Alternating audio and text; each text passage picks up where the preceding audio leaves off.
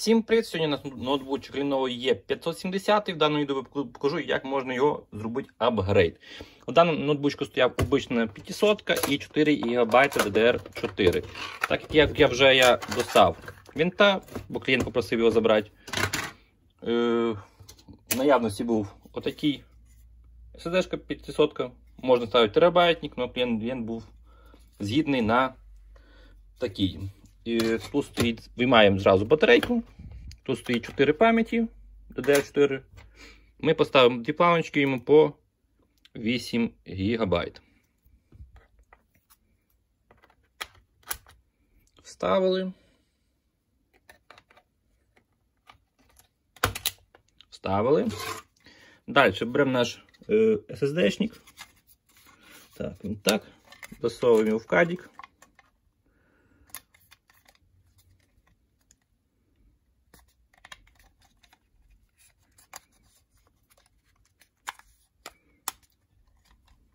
І вставляємо його в розйомчик.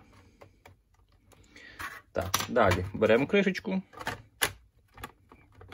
закриваємо її. Так, тут щось в мене не попало. Ага. Тут мій косяк, мабуть. Він вставляється не так, а вставляється трошки інакше. Буває, нічого страшного. Да, все плотненько заходить. О, так це правильно. О, да. Далі закриваємо кришку, вона з'їжджає нормально, без ніякого танця, скажімо так. Закручуємо до болта.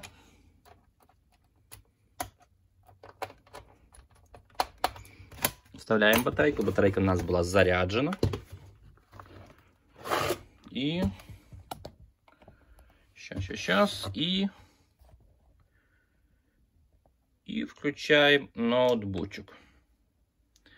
Нажимаємо F1, щоб взяти BIOS.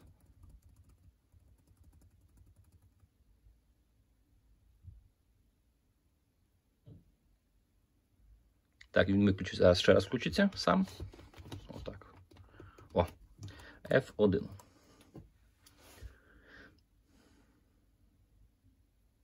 Ми бачимо, що у нас є вже 16 ГБ пам'яті на даному ноутбучку. Я думаю, на ньому це якраз норма. Так, у нас винтів, тут не знаю, чи побачиться. Має бачитися, але щось він не пишеться ніяк.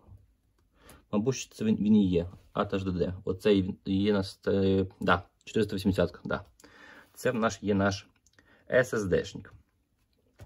На цьому відео все. Всім дякую за хто дивився.